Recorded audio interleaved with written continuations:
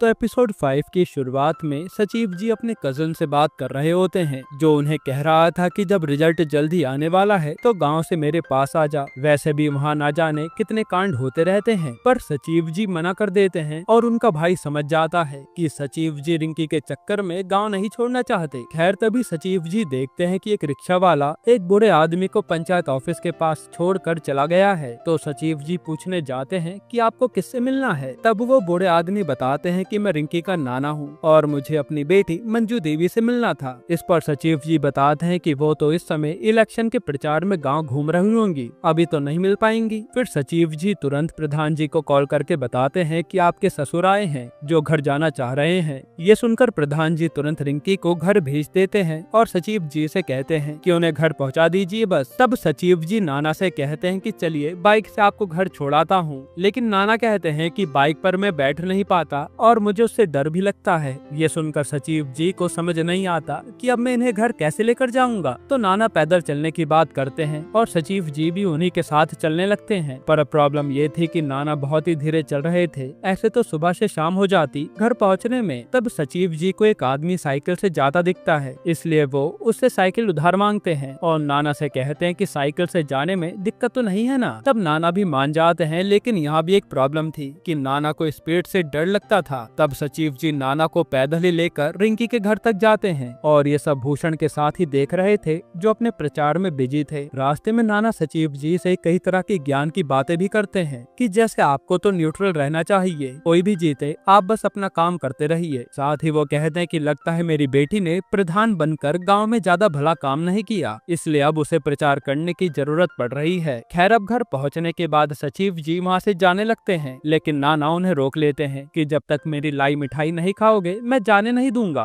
तो सचिव जी को उनकी बात माननी पड़ती है। हालांकि रिंकी से मिलकर सचिव जी बहुत खुश थे। इधर दोनों दल आमने सामने आ जाते हैं, जहाँ मंजू देवी और क्रांति देवी प्रचार कर रही थी। पर किसी बात पर क्रांति देवी की खुशबू से बहस होने लगती है। तो क्रांति देवी खुशबू से कहती है कि मैंने सुना है कि तुमने प्रहलाद के पैसों से जमीन ली है, लगता है कि खाना खिलाने के अलावा प्रहलाद को तुम बहुत खुश भी करती होगी। ये सुनकर तो खुशबू क्रांति देवी को मारने लगती है और किसी तरह मंजू देवी ये लड़ाई शांत कराती है। फिर क्रांति देवी के जाने के बाद खुशबू बहुत रोती है कि मैं तो प्रहलाद चा को अपने पापा की तरह मानती हूँ और ये औरत कितनी घिनौनी बात कर रही है। तब विकास खुशबू को घर लेकर जाता है और प्रहलाद भी क्रांति देवी की ये बातें सुनकर पूरी तरह टूट गया था। खैर इसके बाद खुशबू विकास को वो 6 लाख रुपए देती है प्रहलाद को लौटाने के लिए और विकास प्रहलाद को पैसे दे आता है। साथ ही वो अब जमीन भी प्रहलाद को वापस करने वाला था, ताकि गांव में उस पर और उसकी पत्नी पर कोई उंगली न उठा सके। ये बात प्रहलाद को भी बहुत बुरी लगती है कि खुशबू को क्या क्या सुनना पड़ गया। खैर अब जब सचिव जी उस आदमी की साइकिल देकर वापस पंचायत ऑफिस आ रहे होते हैं, तो देखते हैं कि भूषण अभी भी अपने प्रचार करने में बिजी था और वो अपने चुनाव चिन्ह कुकर में लौकी पका रहा था सबके सामने। लेकिन तभी वहाँ कुकर फट जाता है